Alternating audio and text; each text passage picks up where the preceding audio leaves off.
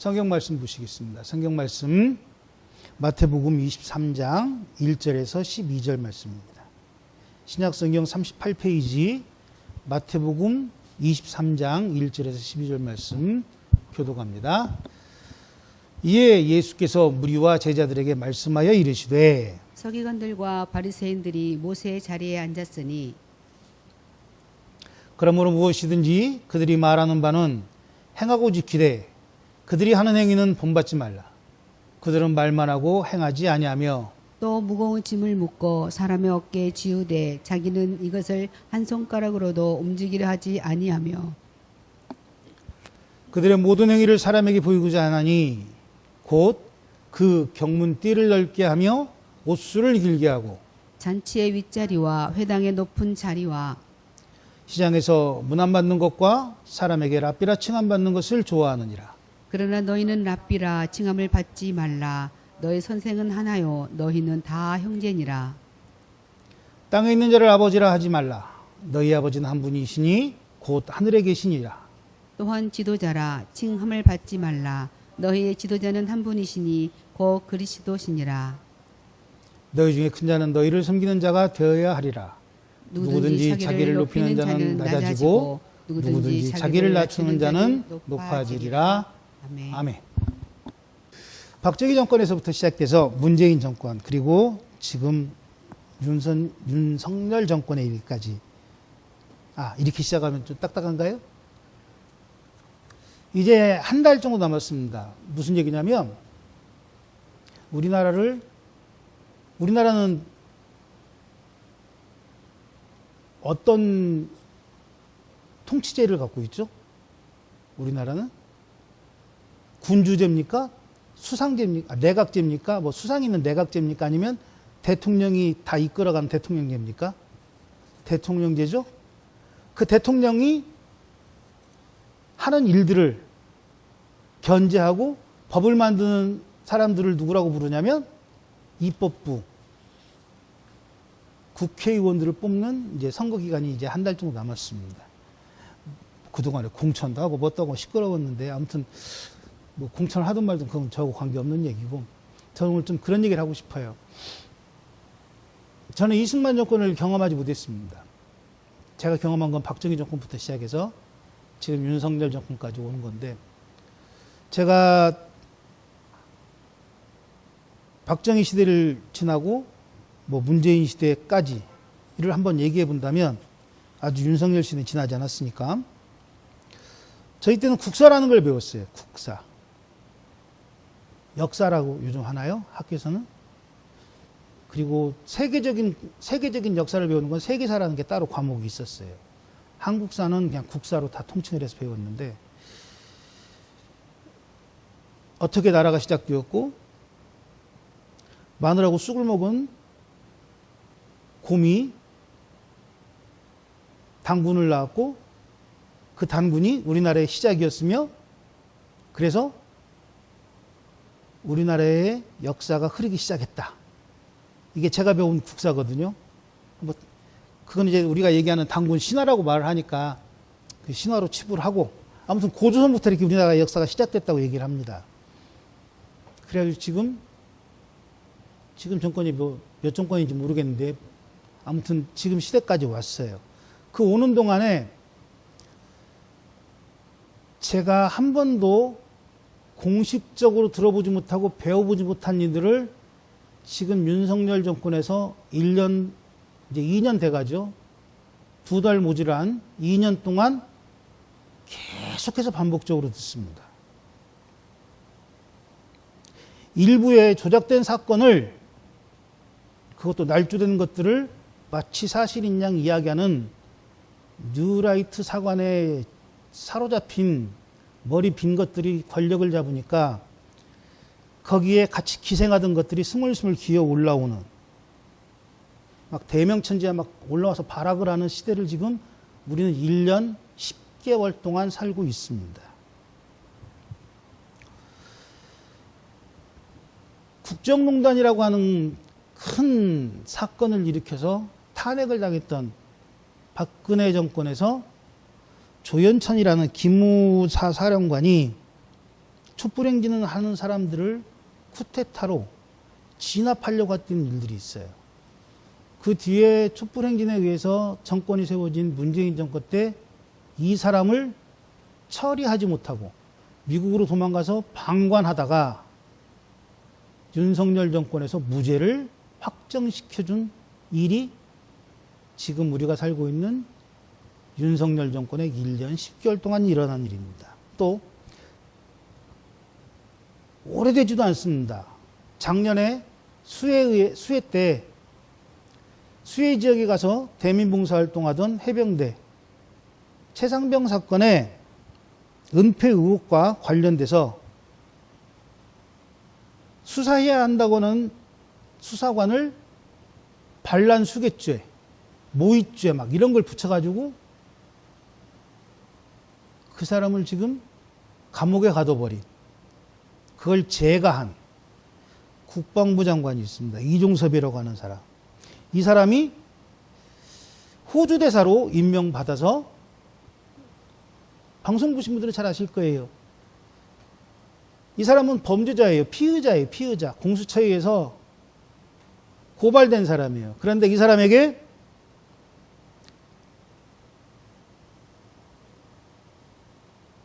출국 금지라고 하는 것을 피의자이기 때문에 공수처에서 딱 실행을 해놨는데 그거를 과감하게 풀어준 게 법무부고, 그런 범죄자를 호주 대사로 임명해서 금요일 날 저녁 6시에 도망치게 만들려다가 온 신문방송에서 나오고 민주당에서 얘기하니까 조용히 그 다음날 자진 출두하게 만든, 범죄자가 범죄를 저지르고 검사 앞에 가면 어떻게 하죠? 자기가 가지고 있는 범죄 사실을 무죄를 증명할 증거들을 제출합니다. 그런데 이 사람은 어떤 일을 했냐면 그렇게 했대요. 장관실에 그 사건에 관련된 자료들을 내가 골라서 선택을 해서 내는 거예요. 공수처에다가.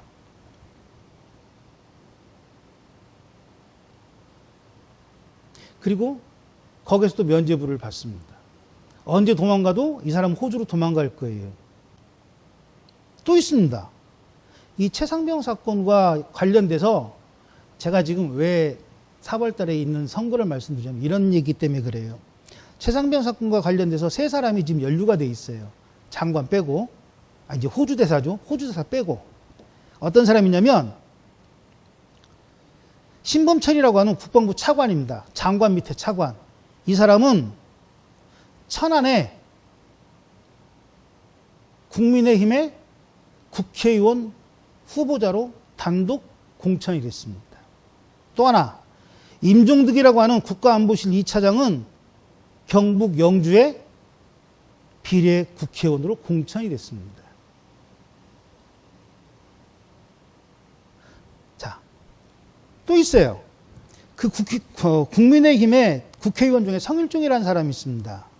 이 사람은 충청도 쪽의 국회의원인데, 이 사람이 자기 형 이름으로 내는 장학금을 지불을 하면서 학생들에게 주면서 그런 얘기를 했어요.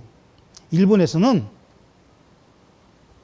아니, 미국이 일본을 무력으로, 잘 들어보세요. 미국이 일본을 무력으로 굴복시켰을 때 일본에서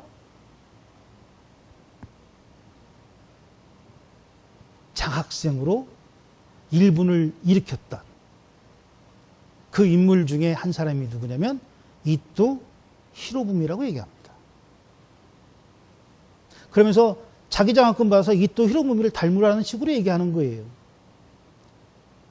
돈이 없는 일본에서도 미국에 의해서 굴복당했던 그 일본이 돈이 없는 상황에서도 장학금을 받은 장학생들이 이토 히로부미 같은 인간들이 탄생되어서 일본을 일으켰다라는 것처럼 자기 장학금도 받아서 이토 히로부미가 되라고 얘기합니다. 또 국민의힘의 한 지역 의원은 그렇게 얘기해요. 한국 사람이 왜 일본에 대해서 그렇게 거부감을 갖느냐? 그것은 한국 사람들 DNA에는 일본의 열등의식을 갖고 있는 DNA가 있기 때문이다라고 이야기하는 사람도 있습니다. 작년에 그랬죠. 충북지사인 오영환은 자기는 기꺼이 친일파가 되겠다고 얘기합니다. 또 당을 버리고 20년 동안 한 당에서 국회의원도 장관도 국회 부의장도 하던 사람이 당을 버리고 죄송합니다. 제가 자꾸 한나라당이라는 얘기가 입에 붙어서 국민의힘의 국회의원 후보로 선택되어지는 시대.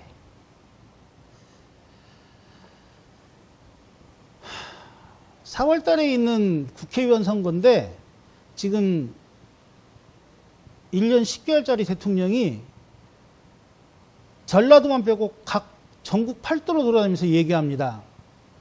이것도 만들어주고 저것도 만들어주고 그것도 해주겠다고. 그런데 그 예산이 아마 925조 된대요. 지금은 뭐 세밀하게 조사해서 한 900조 된다 그러는데 900조 정도가 된대요. 900조가. 우리나라가 작년에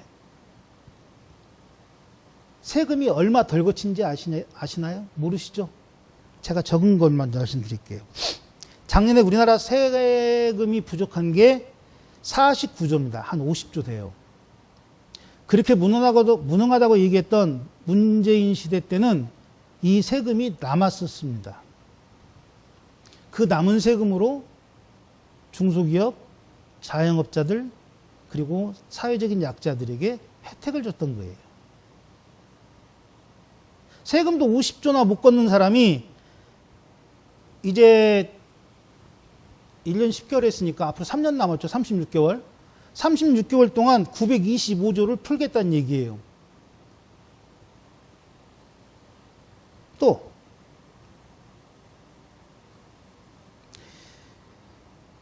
지금 이 정부를 만드는데 혁혁한 공을 세운 의사협회가 있습니다. 윤석열만큼만 하면 대한민국을 잘 살릴 수 있을 거라고. 그렇게 싫어하던 문재인을 쫓아내야 된다고 얘기하면서 만들었던 의사협회도 이제 입틀막을 당하고 사지 들려서 쫓겨나니까 무슨 얘기를 합니까?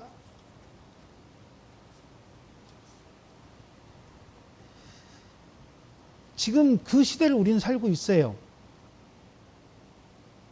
1년 10개월 동안. 앞으로 36개월 이렇게 살아야 될 거예요. 38개월을. 그런데 그 1년 10개월 동안 왜 그렇게밖에 못 살았느냐? 왜 이렇게 살 수밖에 없었느냐? 그것은 대통령과 입법기관인 국회가 비슷한 힘을 갖기 때문에 그래요. 그래서 정치에 막 무관심하기도 하고 정치에 관심 두지 말라는 사람들이 많이 있습니다만 저는 좀 다른 얘기를 하고 싶어요. 무슨 얘기를 하냐면 그 얘기예요. 내가 살아갈 나라예요. 내 아이들이 살아갈 나라고 그 아이의 아이가 살아갈 나라예요. 지금 내가 바로잡지 못하면 내 삶도 망가지지만 내 아이의 삶은 더 망가지고 그 아이의 아이의 삶은 더 망가져요. 내가 지금 100원 벌겠다고 만들어 놓은 정권이 지금 나에게 어떤 일을 벌리고 있는 걸 기억해 보세요. 문재인을 문죄인이라고 부르고 노무현이를 그렇게 이야기했던 그 시대에도 누구 하나 잡혀가거나 입틀막 당해서 쫓겨난 사람은 없었습니다. 그런데 그렇게 좋아하는 윤석열이 찍었던 의사들조차도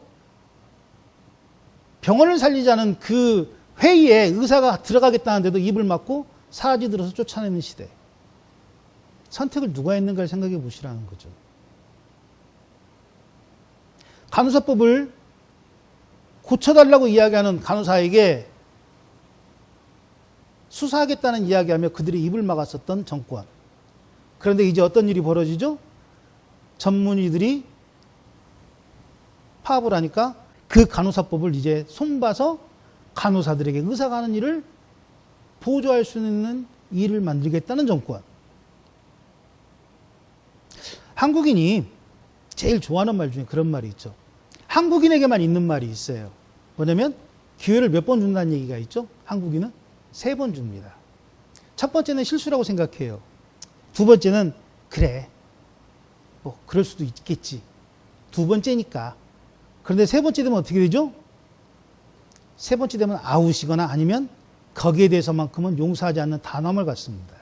그래서 우리가 그걸 뭐라고 부르죠? 삼세판. 3, 번 그런 얘기 하잖아요. 첫 번째는 실수일 수 있다니까요. 음주운전도 그래서 실수일 수 있어요. 두 번째가 되면 어떻게 됩니까? 고의성이 조금 보이죠. 그런데 그건 세 번째에 또 저질러요. 그럼 어떻게 됩니까? 그건 고의성을 떠나서 습관성이 되는 거죠. 세 번 저지른 사람은 4번도 되고 5번도 되는 거예요. 왜? 세 번째까지 용서받았으니까 한 번 더 받을 수 있다고 착각하거든요.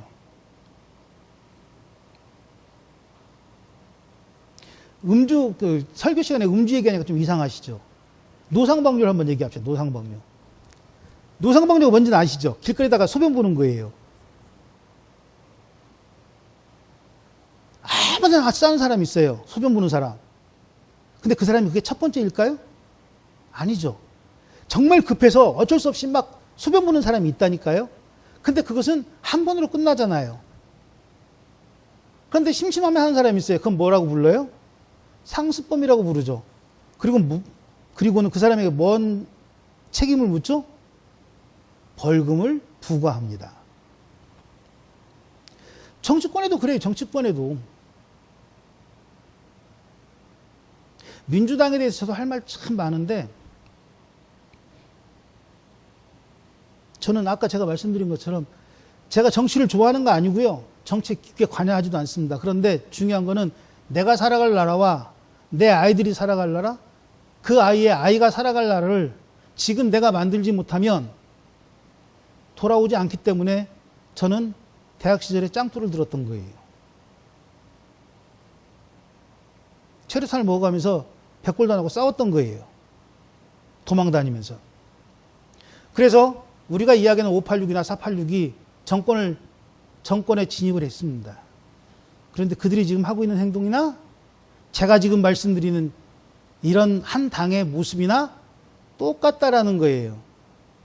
국민이 무조건 따라갈 때 그런 일들이 벌어지는 거예요. 오늘 본문 말씀은 사실은 이 사순절 기간에 화요일 날, 셋째 날인 화요일 날 벌어진 사건입니다. 그걸 오늘 본문 말씀으로 좀 여러분들에게 말씀드리는데, 이 본문 말씀을 왜 제가 여러분들에게 말씀드리냐면, 사순절 기간이니까 그 기간에 맞춰 설교를 하는 것도 중요하지만 더 중요한 건 왜 사순절이, 왜 부활주일이, 왜 부활절이 우리에게 다가올 수밖에 없는가를 이야기하려면 사순절 기간 동안, 아니 고난주간 동안 그 날짜마다 예수님이 그 나가서 하셨던 말들이 왜 우리에게 필요한가를 알아야 되는 거거든요. 오늘 본 말씀은 그렇게 시작합니다. 무리와 제자들에게 말씀하여 이르시되 라고 시작합니다. 그럼 이 이야기는 누구에게 하는 얘기예요? 바리새인이나 서기관들에게 하는 이야기가 아니고 예수님을 따라다녔던 무리와 제자들에게 하신 말씀으로 시작을 합니다. 우리가 살아갈 나라는 무리와 제자들에게 있는 나라예요. 서기관이나 바리새인처럼 정치가들이나 위정자들이나 아니면 마치 나만이 하나님의 것인 것냥, 나만이 하나님을 알고 있는 것냥 이야기하는 그런 특정된 무리에 의해서 이끌어가는 나라가 아니라는 거죠. 국민의힘 후보 중에 그런 후보가 있어요.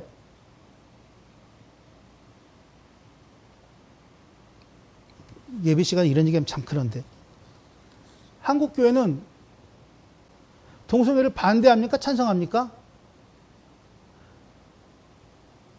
그래서 뭐라 그러죠? 그 양성애라 그러나요?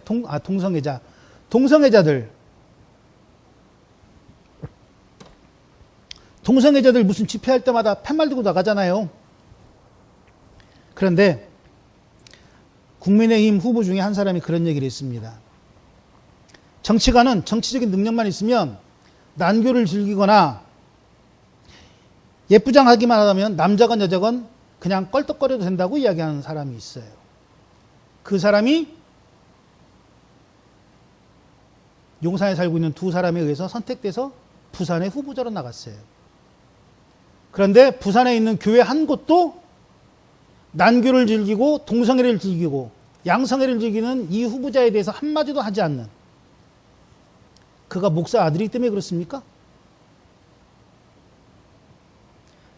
하나님이 앞장선다고 이야기하는 정광훈이만큼도, 하나님을 가장 사랑한다고 이야기하는 정광훈이만큼도 찍소리 못하는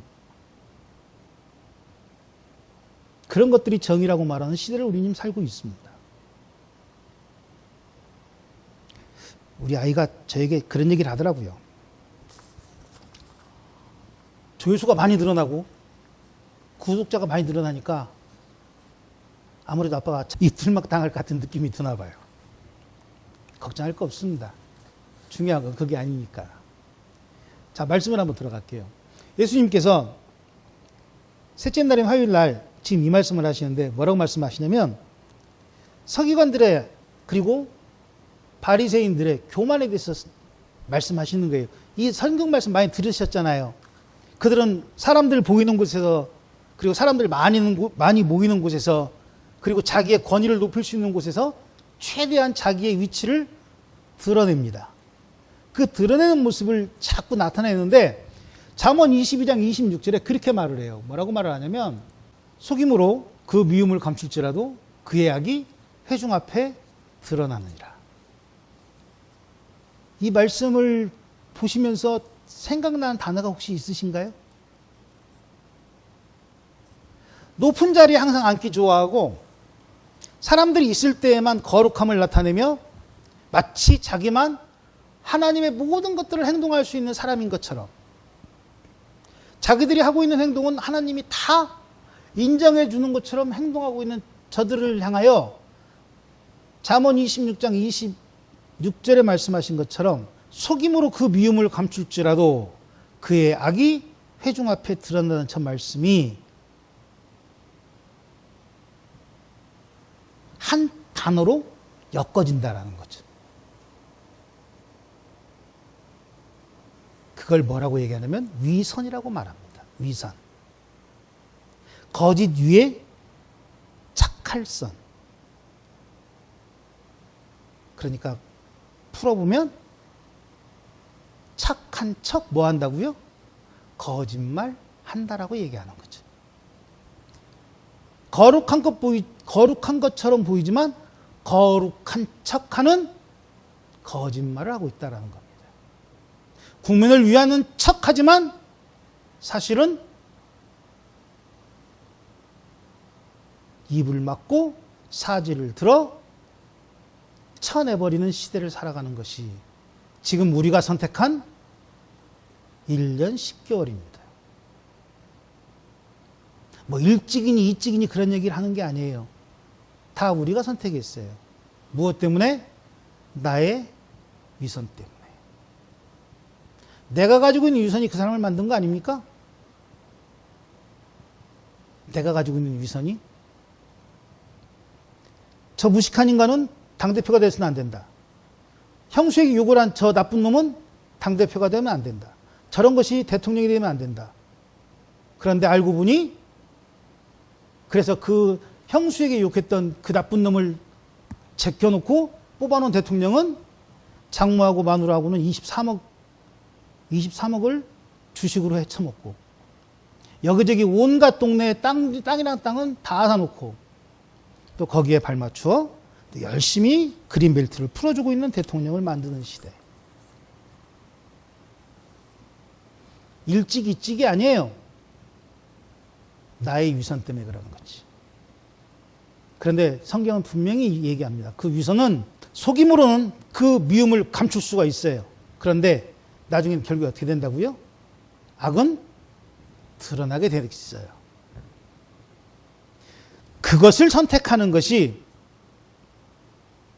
예전엔 제사장 시대에는 선지자의 역할이었겠지만 지금 살고 있는 이 시대에는 뭐냐면 정치에 참여하는 내 모습인 거예요.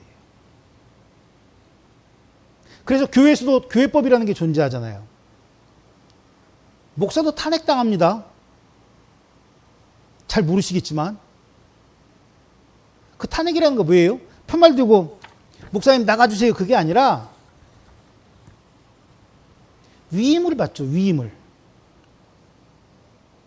개척교회는 잘 안 하고 큰 교회들은 청빙하는 교회들은 위임을 하는데 개척교회는 대부분이 그 목사의 스타일에 맞춰서 같이 성장하는 성도들이 많기 때문에 그런 일이 없지만 어느 정도 성장을 해서 그 개척했던 목사님이 은퇴하고 새로운 목사님이 오시면 그 목사님의 행동, 그 목사님의 목회관, 그 목사님의 신앙관에 의해서 교회가 잘못 갈 수도 있으니까 위임 예배를 드립니다.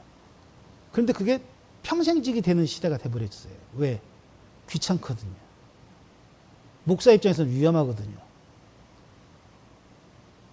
불안하거든요. 대통령도 그렇게 해먹는 거예요. 대통령도. 정치도 그렇게 해먹는 거고. 그래 예전에 한번 짱돌 들었던 사람은 평생 운동권 것처럼 행동하고 살아요. 그래 나중에 보면 운동권이 아니라 오히려 우리가 요구했던 늙은 정치인보다 더 비루한 60만 남아있는 배에 기름만 낀 돼지가 돼버리는 시대. 그걸 누가 만든다고요? 그 사람이 만들었다고요? 아니요. 그 사람은 그렇게 만들지 않았습니다. 원래부터 그랬어요. 그 사람은. 누가 만드냐면 내가 만드는 거예요. 내가 신경 쓰지 않아서. 마찬가지입니다. 목사도 마찬가지예요.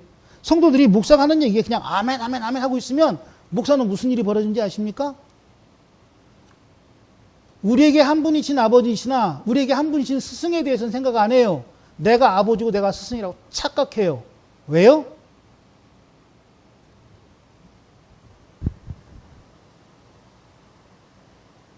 나만이 할 수 있다고 착각하거든요. 하나님과 동일시될 수 있다고 착각하거든요.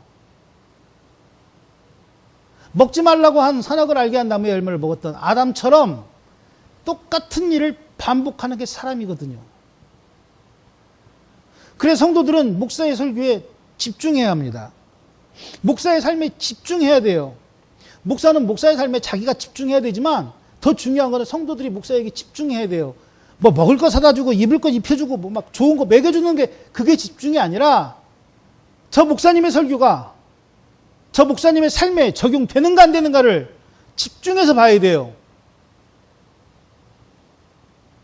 내가 세상에서 제일 좋아하는 시간입니다. 헌금합시다 하는 그런 주둥이를 보는 게, 그런 이빨을 타는 그런 사람을 놔두는 게 바로 나의 위선 때문에 존재한다라는 거예요.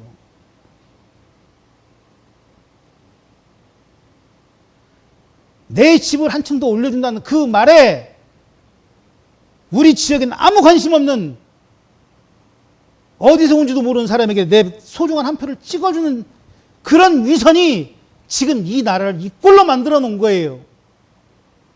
사과가 비쌉니다 얘기하니까 뭐라 그래요? 그럼 일본에서 수입해다 먹어. 일본 사과 싸.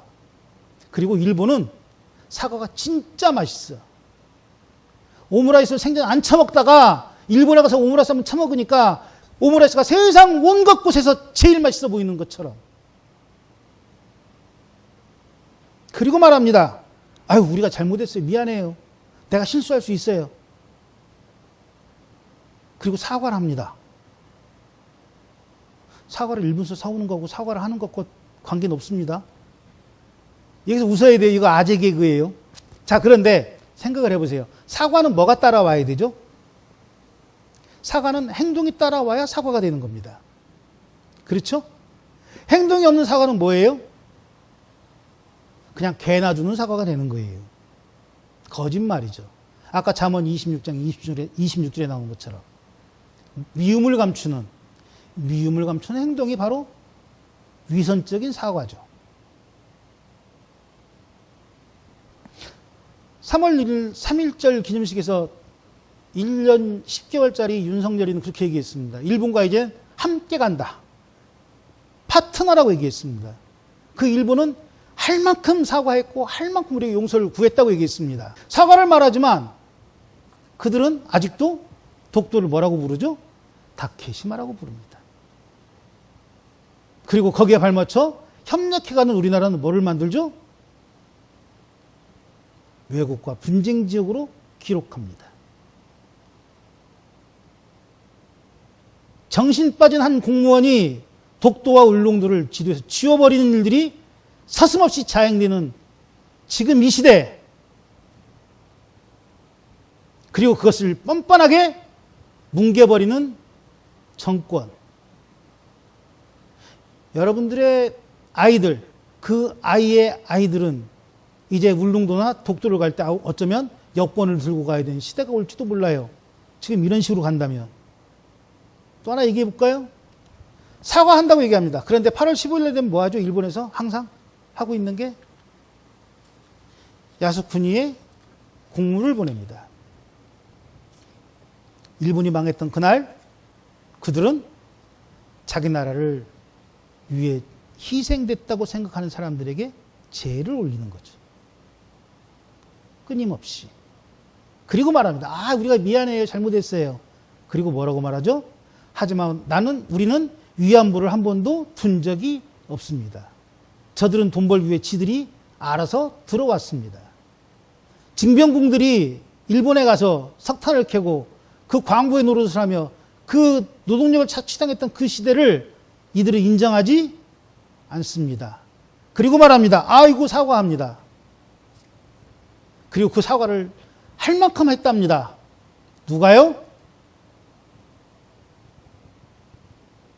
우리는 하나님께 그런 얘기를 합니다. 하나님, 저 아시죠? 내 삶을 아시잖아요. 내가 하나님을 사랑하고 내가 하나님만큼만 그리고 하나님에 의해서만 살려고 노력하고 살고 있습니다. 그런데 내 삶이, 내 여건이 그리고 내 주변의 모든 환경들이 하나님께 가는 시간을 자꾸 얽매여요. 내 마음은 하나님께 가지만 내 몸은 그냥 오늘 잠깐 놀러 갈 수도 있습니다. 내가 먹고 살기 위해서 이 모임에서 술 한잔 먹을 수 있어요.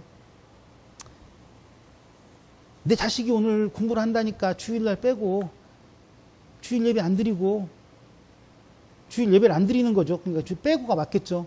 그런 사람의 사상에 의하면 주일을 빼고 그냥 공부하러 보낼게요. 그래도 하나님 아시잖아요. 저 아이가 얼마나 하나님 사랑하는지.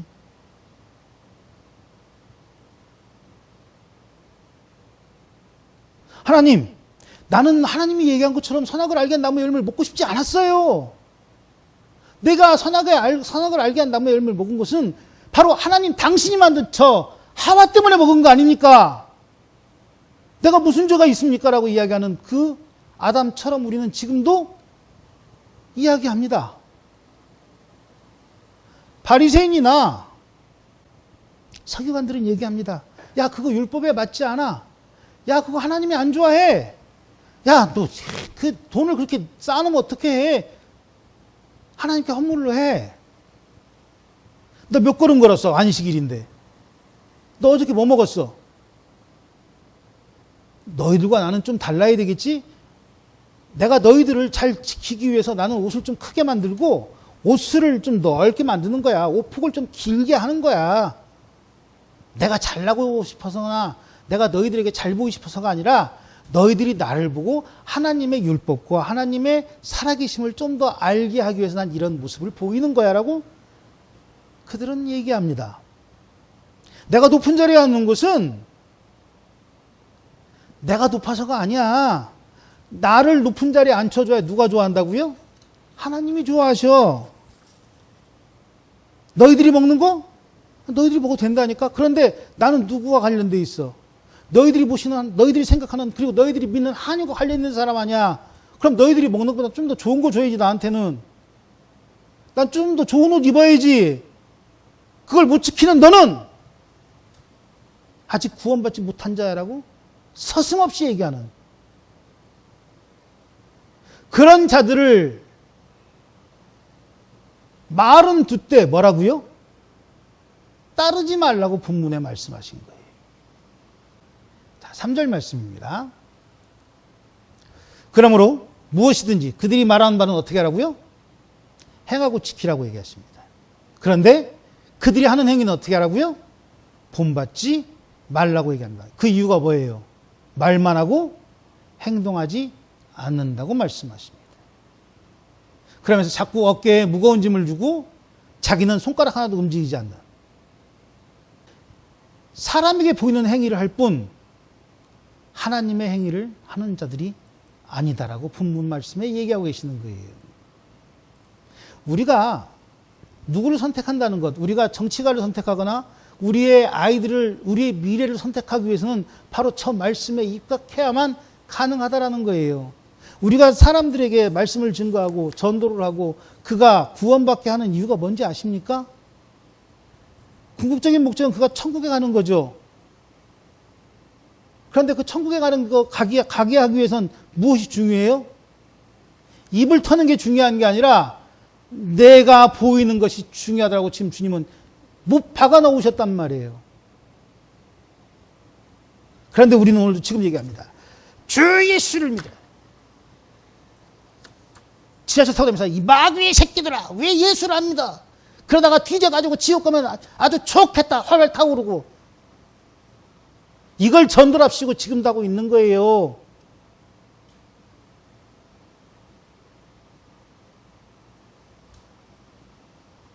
전도 한번 하고 전도를 하면 정말로 하나님께서 함께 하시는 그 은혜를 굉장히 많이 받아요.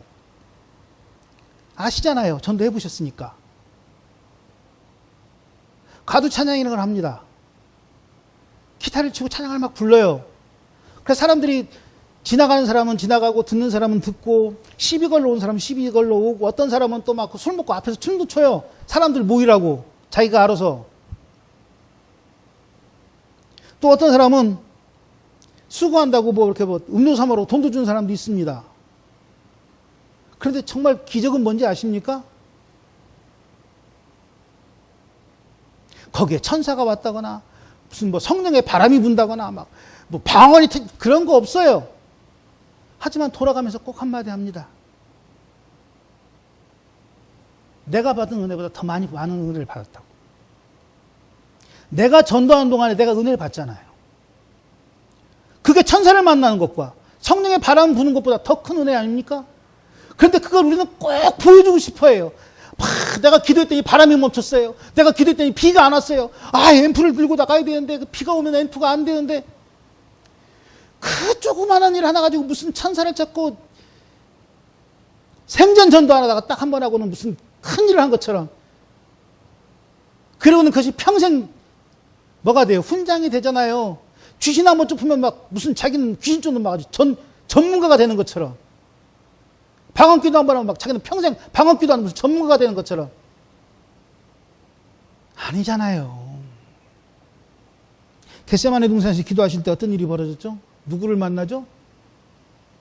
모세를 만나지 않습니까? 제자들이 뭐라고 얘기합니까? 주님, 우리 내려가지 말고 여기다 초막을 지읍시다. 모세가 왔다고. 그 똑같은 짓을 지금도 하고 있잖아요. 그 똑같은 짓을 지금도 하고 있으니까 앞으로 36개월 동안 이렇게 살아야 된다고요. 내 위선 때문에. 내 선택으로. 나는 안 뽑았으니까 상관없다고요? 한 교회에 100명, 200명이 모입니다. 그 100명, 200명 중에 목사의 설교 100명, 200명이 다 아멘 할 것 같습니까? 아니에요. 그런데 왜 앉아 있습니까? 내가 선택했으니까 앉아 있는 거잖아요. 마찬가지예요. 한 나라를 선택하는 것도 내가 선택하는 거예요. 내가 찍지 않았어도 그 사람이 지배하는 나라에 살게 된다니까요. 그런데 그가 바리새인 같고 그가 서기관 같다면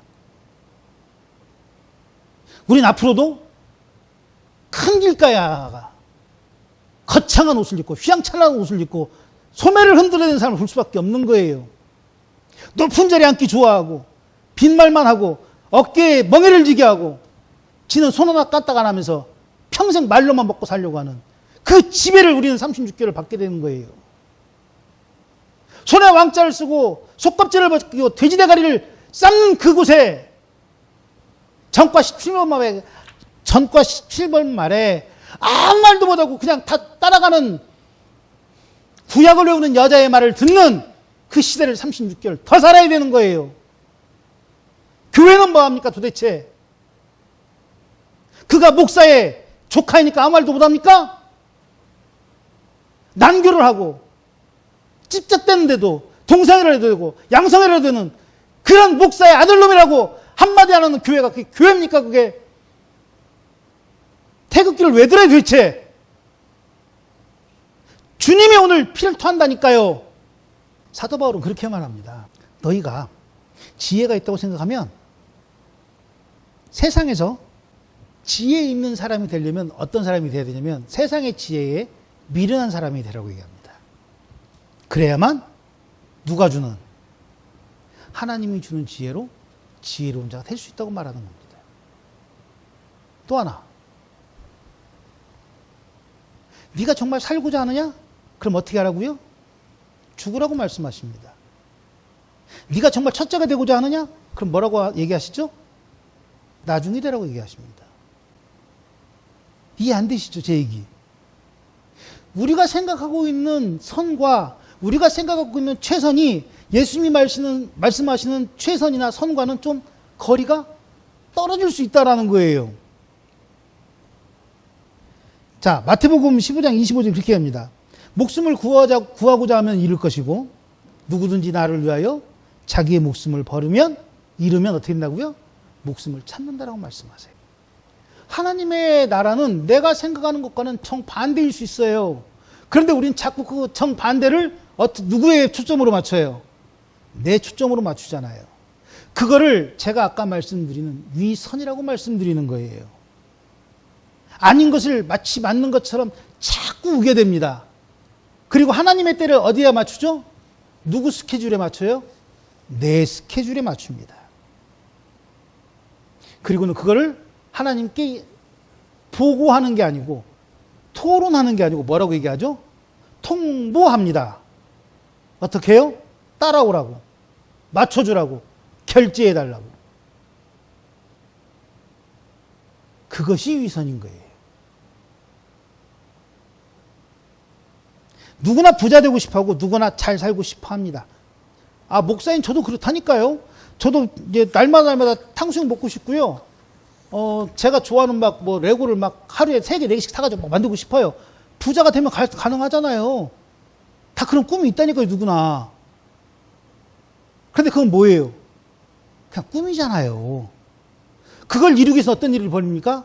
사기를 치고, 거짓말하고, 도둑질하고, 살인을 하고, 음해를 하는, 누구를 해치고, 이래서 만들어진 이루는 꿈은 그게 꿈을 이루는 겁니까? 아니면 나쁜 짓입니까?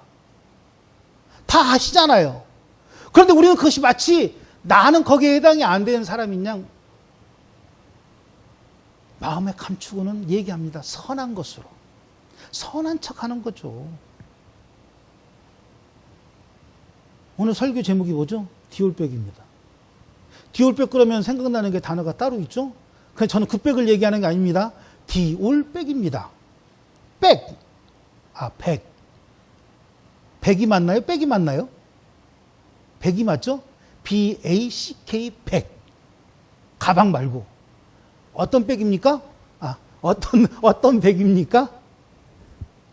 돌아가자는 거예요. 모두 다. 어디로요? 처음으로.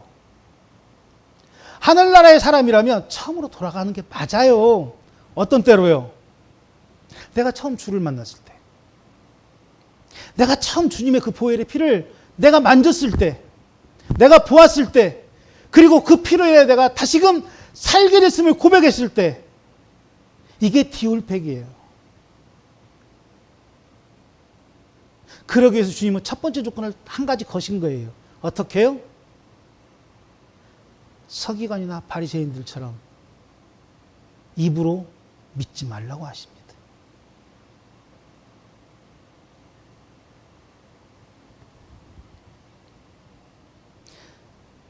돌아가십시오. 내가 처음 주를 만났던 대로. 나를 처음 주님께 맡겼던 대로. 그리고